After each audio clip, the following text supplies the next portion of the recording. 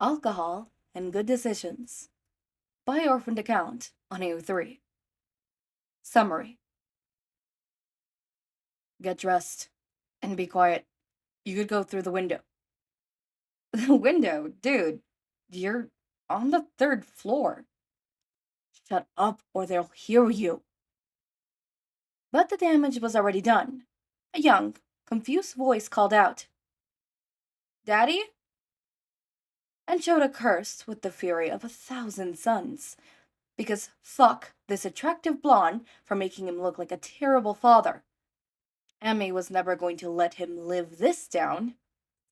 Ketsubutsu Academy 1A Hero Course teacher Shouta Aizawa has his first ever one-night stand.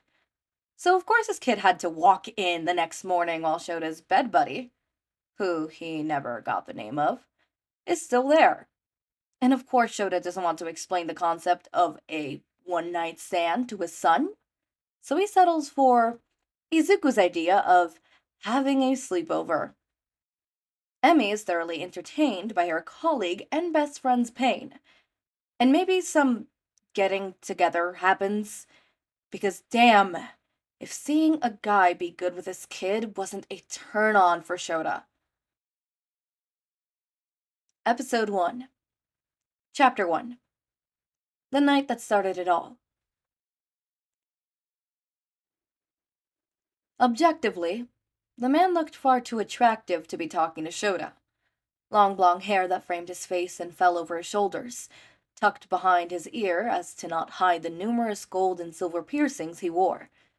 His crop top displayed the top half of his impressive set of abdominal muscles, and there were patchwork tattoos absolutely covering his left arm, and the small silver of his collarbone Shouta could see.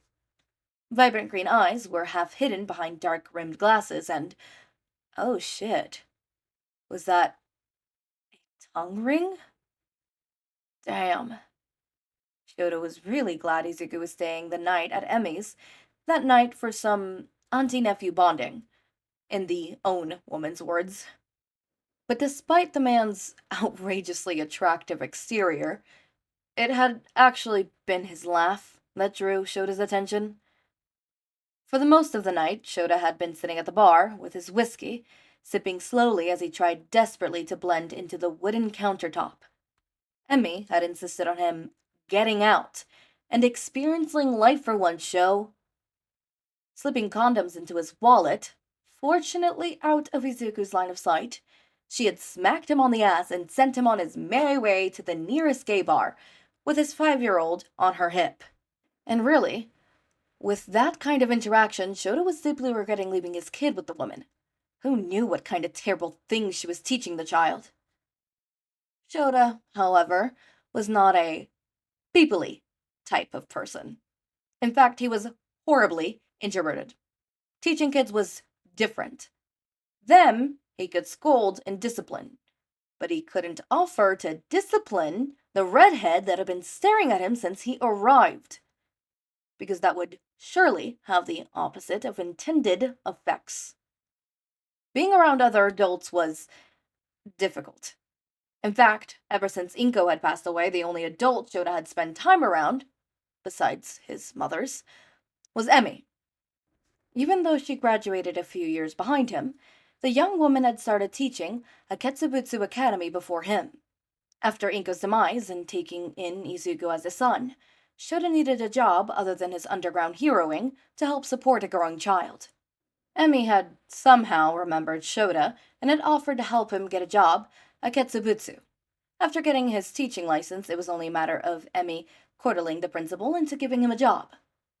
Shouta hadn't been sure what Emmy got from helping him, and had even asked her point blank why she was doing so. You went to UA, she had said. I was still in middle school when you went through the sports festival. I watched it every year with my moms, and that year, the year that you participated, I got to see a kid with a weird quirk like mine, considered weak and non-heroic, get into the finals. But I didn't win. No, you didn't. Emmy had smiled softly, so different from her characteristic grin. But you showed me that all the kids at my school were wrong. I could do great things.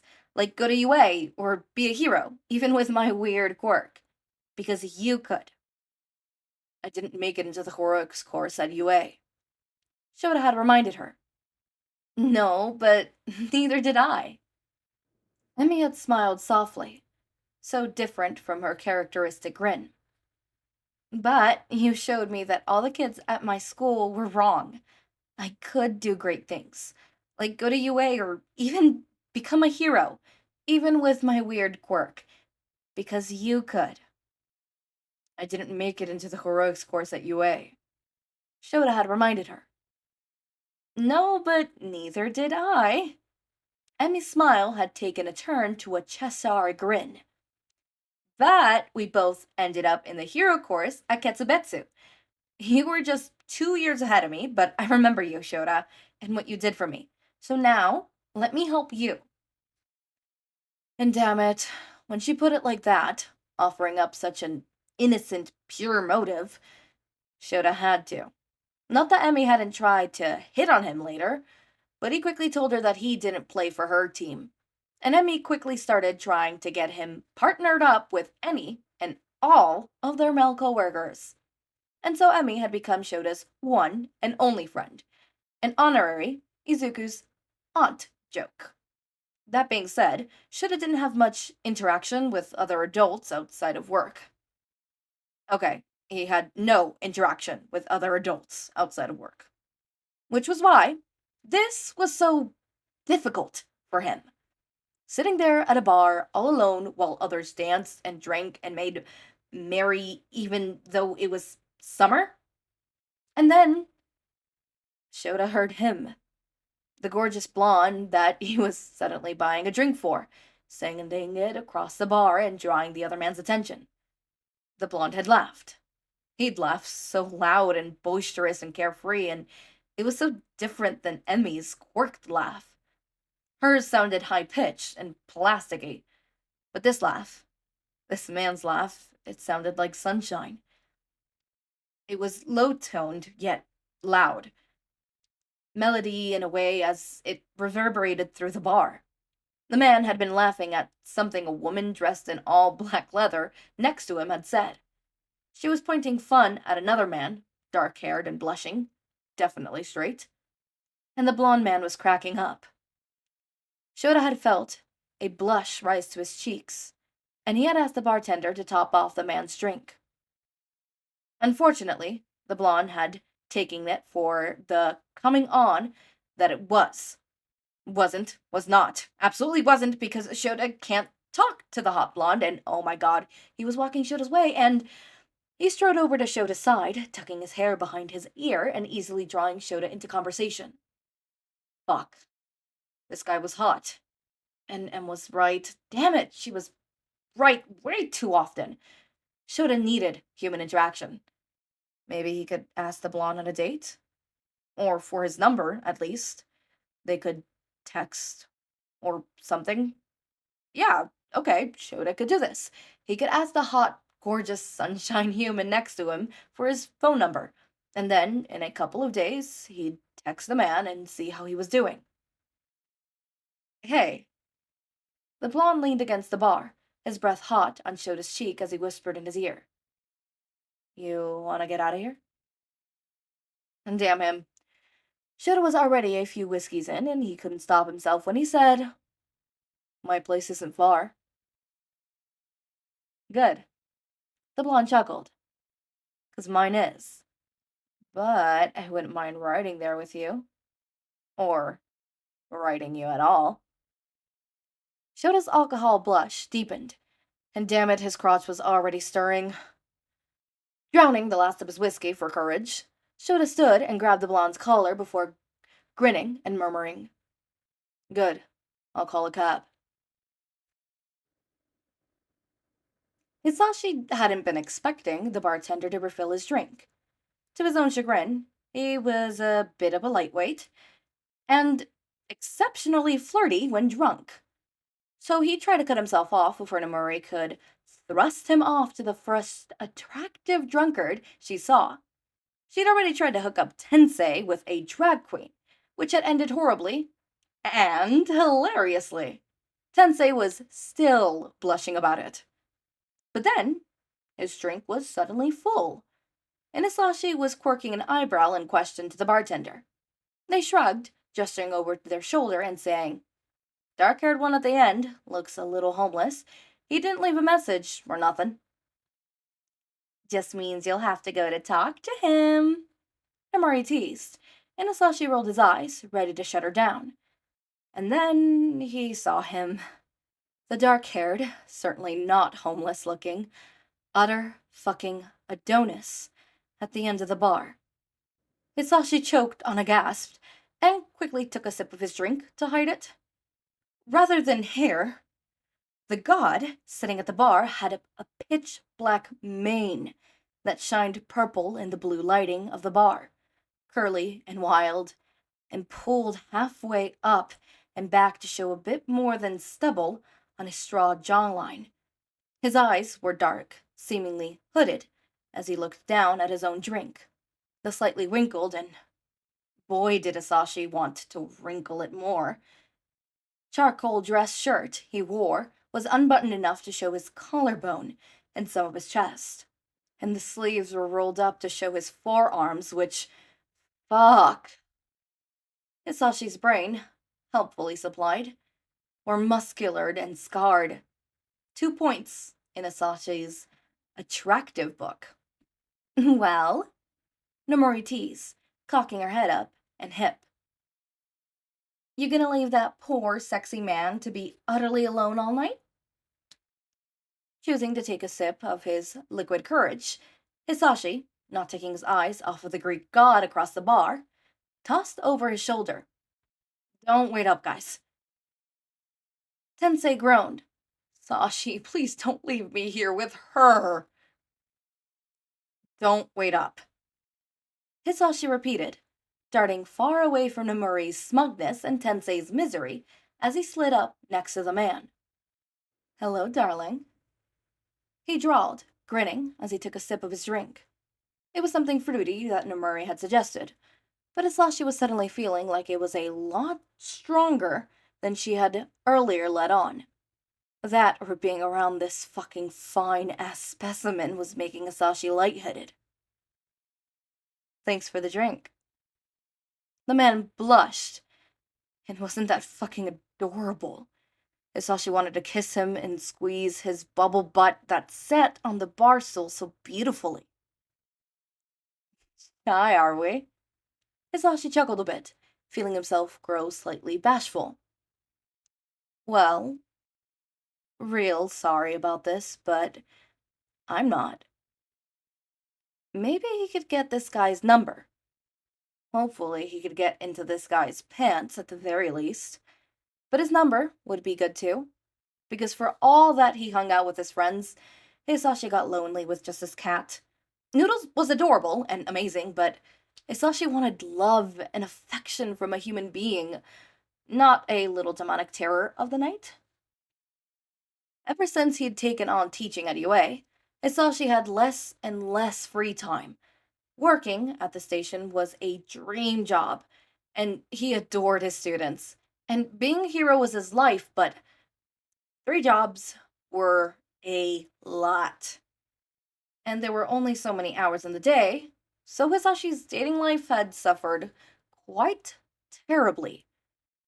Which was the main reason Nomori had dragged him and Tensei out that night. They'd gone bar hopping all throughout downtown, ending up on the outskirts, closer to the suburban area, where Nomori had seen the rinky-dinky gay bar and club on a street corner near where they stopped for a breather.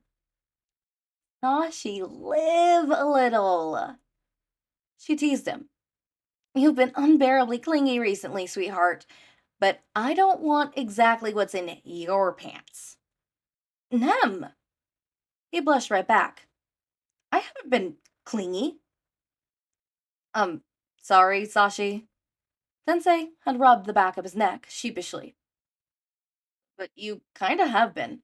I'm flattered at the attention, of course, and I still care about you, but bro, you've gotta find a boyfriend, or girlfriend, or whatever." "You just need to get laid, Sashi." Namori had taunted. And that is a perfect place to find some hot, sexy dick action. Jesus Christ, Namori, shut up. Fine, fine. We'll go to the damn club. Happy? And well, if Namori wasn't happy about being at the club, she certainly didn't show it. And Asashi was certainly happy about it now. Now that he was following Adonis's perky little ass out of the street, hauling a cab with a drink, shaky hands, and trying not to jump the man's bones on the way to his apartment. As it were, they hardly got in the front door before Hisashi was lurching forwards to kiss him. That being said, the man wasn't leaning away from Hisashi. He seemed a little unsure, even for as deeply as he returned Hisashi's kiss. Look, you're so hot, Hisashi murmured, kissing along the man's jawline and neck as they shuffled towards what Hisashi assumed was his bedroom. Jesus, how often do you work out? Your abs are rock solid, dude. You're seriously calling me dude when we're about to have sex? Yeah, dude, because your abs are fucking amazing. Well, the man chuckled lowly, his brush rising to his ears. You can admire them all you want once your clothes are off. Say no more, dude. And really, neither of them said much more that night.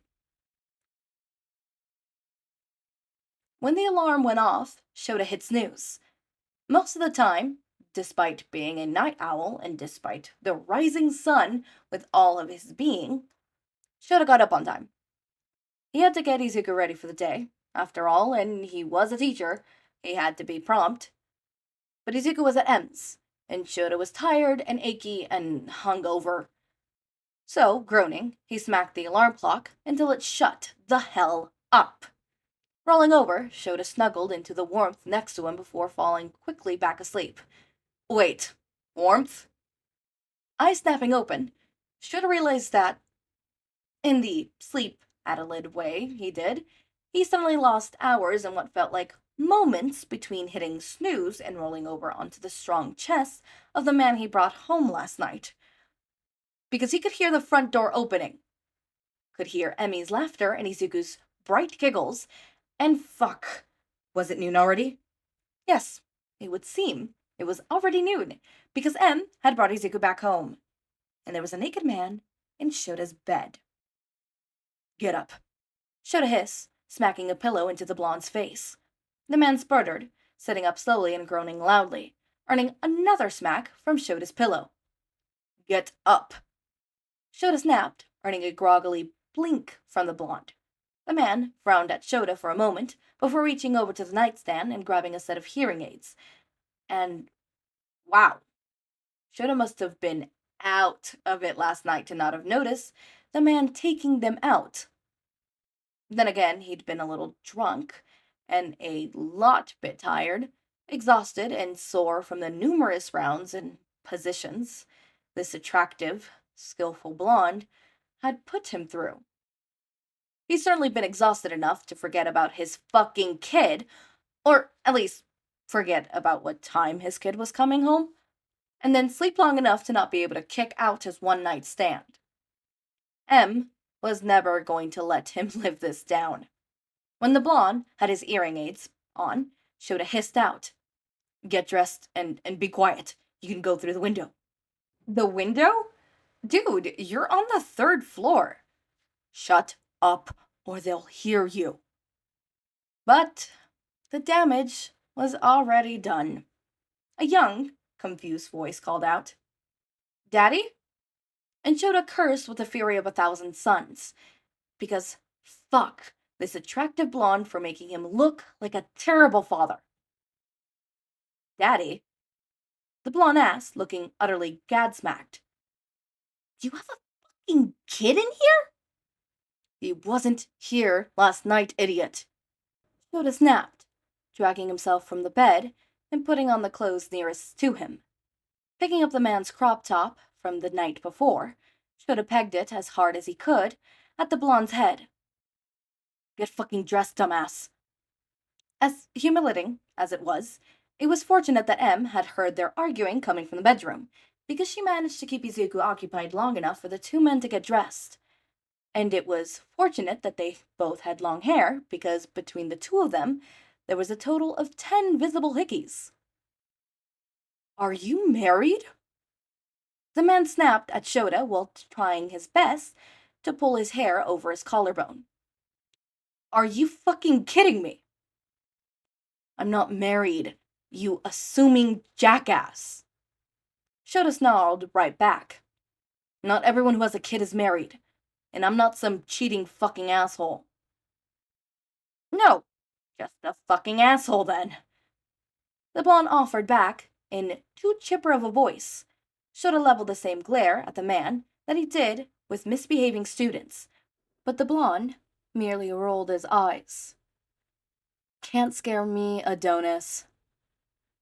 Adonis. Is that better or worse than dude? I really can't tell with you. You piece of... It seemed that Emmy's distraction had run its course, though because Shouta was just slamming shut his bedside drawer, condoms and accessories hidden away, when a shaggy head of green hair and two bright viridian eyes peered through the suddenly open doorway. Rather than screeching like Shouta had expected, the blonde took on a crouching stance and grinned at Izuku, tilting his head to the side and waving slightly. Hi there, kiddo. Good morning. From the living room, Shouta could hear Emmy crackling. It's past noon, oh my god! And made a mental note to switch the salt and sugar at the coffee station in the teacher's lounge on Monday. Maybe she could get a laugh out of that. Ha! Izuku froze like a deer in headlights. The child's hand was half up, reached out towards his father, while the other held tightly to his All Might blanket.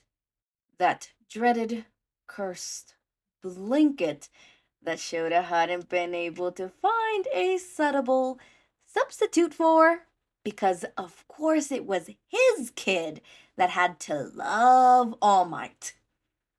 The boy's eyes flickered back and forth between his father and the blonde, before they jumped to the bed and crumpled sheets and pillows that had been tossed on the floor in the men's haze. Daddy, did you have a sleepover? Emmy snorted in the living room, still not daring to poke into Shota's line of sight. And this situation was unprecedented.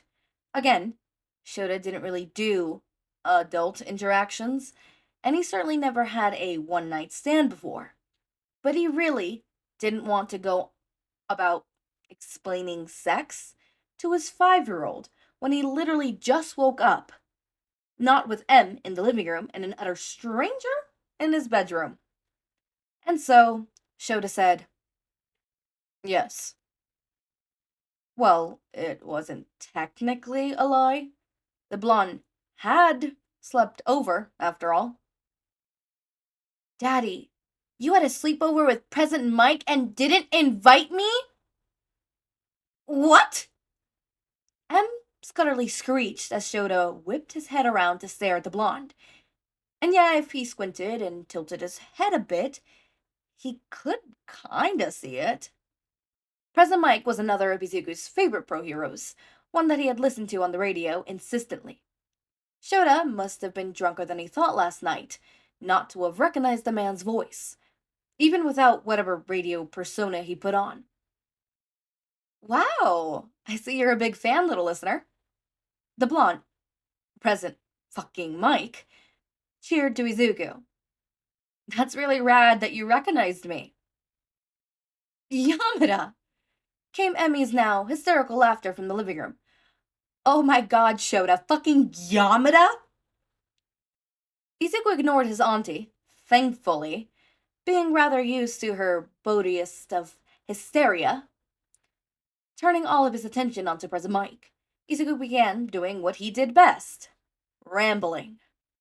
Shouta didn't even feel sorry for the blonde when Izuku's questions piled up and up and up until President Mike, Yamada, it seems, was utterly crushed under the weight. Bemused, Shota smirked at the man and watched as Yamada tried his best to answer all of Izuku's questions, and not fall over onto his ass in shock at the child's in-depth analysis of what a quirk could do. Wow, little listener, that sure is, uh, something. How old did your dad say you were again? He's 5. Shota revealed, taking a bit of pity out on the man. Izuku, take a deep breath, okay? The child stopped and did just as his father instructed, and then launched back into another charade. Mr. President Mike Yamada-san, Izuku cheered. Would you please go to the park with me and Daddy today? Daddy said we're gonna take me to the park so we could go to the playground because they just put new swings, and Daddy said that they would push me on them, and you can yell real loud and scare away any of the birds that try to steal my sandwiches. Because last time we went to the park, a bird tried to steal my sandwich, and Daddy had to chase it away with a scarf. Yoda would have reminded his son that his capture weapon was just that, a weapon, and not a scarf to be played with, like the child often tried to. But he wasn't quite sure he wanted to reveal his pro-identity to the blonde yet. Not that he was well heard of, or known by any Spotlight heroes, save for the ones he worked with. But one couldn't be too careful. And you and Daddy could have like a pro-hero team-up and go fight the bad guys together. Or not. Shota sighed out a heavy breath, trying to be patient. It was hard sometimes, patience not always coming natural to him, even after almost 3 years of parenting. He hadn't explicitly told Izuku not to say he was a pro-hero to Yamada, and Izuku was, of course, under the impression that they were friends. Because friends had sleepovers. And really, fuck Shota's life. He didn't want to be friends with present fucking Mike. M was loud goddamn enough. For what it was worth, Yamada didn't react outrageously to Izuku's proclamations of his father being a pro-hero. Instead, Yamada inclined his head towards Izuku and intoned, "Ah, yes, of course. Your dad's a pro-hero too. I forgot." And shit, the blonde sounded minutely salty about that. Not that he had room to talk, anyways. Damn it. He's such a cool pro-hero that, Eraserhead. Izuku chirped. He's the coolest. Even though he's underground, Daddy is the strongest and coolest hero ever. Besides All Might. And you, President Mike. And no, Shota didn't brittle over that little comment. He didn't. Because it was perfectly natural for his kid to have heroes other than him. It was. Even if one of those heroes happened to be his father's most recent, and only, one-night stand. Shota would have laughed right along Emmy if he wasn't so mortified and didn't have an image to uphold. Ah, right. Eraserhead. He saw she sounded hesitant. Of course. So, will you? Izuku finished, and Shota took the chance to interrupt his son. Kiddo, President Mike and Eraserhead work at different times of the day. We likely won't see each other again. Izuku shook his head, his chubby little freckled cheeks puffed out in frustration as he tried to explain himself. No, not heroes. Today, Daddy. Today? Shota inquired, cocking an eyebrow. The park, Daddy. Can Mr. President Mike Yamada-san come to the park with us? Zuko, I don't think... Shota started, right as Yamada exclaimed, Sure. Unwittingly bewildered, because who wouldn't be in this situation, Shota turned his head to stare down at Yamada. Sure. He intoned, hoping to imbue his voice with as much disbelief as he was feeling. Yeah. Yamada shrugged, grinning sheepishly. Why not? Anything for a little listener who's as big as a fan as Izuku here. The gasp Izuku let out nearly had Shota lurching for the boy's inhaler. Daddy! Mr. President Mike Yamada-sensei knows my name! Shota wouldn't dare point out to his son that he'd said the boy's name already. He wouldn't crush his child's joy like that. But could he really allow Yamada to just accompany them to the park? Pro hero or not, Shouta didn't know Yamada. He didn't even know the man's first name. The man he'd slept with the night before. God, M was really never going to let him live this down. Realistically, Shouta couldn't allow Yamada to accompany them. He could be any kind of horrible or worse, annoying person that Shouta wouldn't want around Izuku. But the blonde had been answering all of Izuku's questions with ease. Sure, he had to catch up a bit, but he was indulging Izuku. It was honestly kind of a turn-on. And so, with a heavy sigh, he turned to face Yamada fully. Well, Mr. President Mike Yamada-san. Shouta couldn't help but tease. Let's get going. Hi, hello! Ugh, I love this new series that I'm starting up. I can't wait to, fully get into it. I've never had, I can't speak today, actually. Actually, I've had a problem recording this one because I cannot speak all day. My lisp has been acting up like fucking crazy. I need to do some vocal exercises, or I don't know, because I still have another video I want to record. And I can't do that shit if my lisp is being a bitch today. Which I decided to give you guys some blooper reels for today. But yeah, this is my new series. It's EraserMic. I love EraserMic, so I'm really, really happy about this one.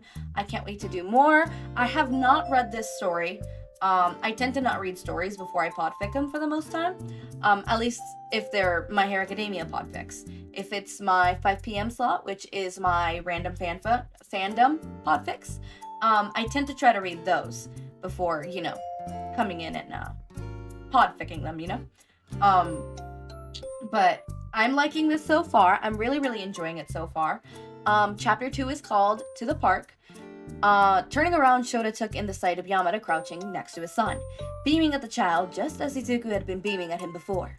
Yamada had dug a dandelion from the ground and was explaining how to make a wish on it to Izuku. The child's eyes widened with wonder. Shouta had to tamp down the smile. It wasn't cute. It wasn't. Yamada was an unknown factor, unknown territory that could be a terrible influence on Izuku. But while he stood there watching Yamada teach his son how to wish on a dandelion, Shouta couldn't help but think that the man meant no harm. Not to Shota's kid. And maybe not even to Shouta. The EraserMic Absolutely Not a Couple goes to the park, with some cute Izuku to boot. Like this. Ooh, okay. I really do. I'm like really enjoying this. I'm really enjoying the dual point of view. I love that. I have fallen in love with a dual point of view. Back when with like my favorite author being Adam Sabulvera. I love him in his funny enough, my favorite series of his and my favorite books of his happen to be his series Deathcast. I love it. My favorite book right now is the latest Deathcast book, which is The Survivor Wants to Die at the End. Absolutely love it. Deathcast was not my my introduction to him. My introduction to him was What If It's Us? Funny enough, one of his fluffier fics. And then I read something else from him and I was like, oh. Because I think after that is The Memories You Left Me or something like that. I forget how it's called. It's been a hot minute. But it was that one. The one where the character is grieving and we go from the present and the past. And it's like really fucked up. And then from there, I read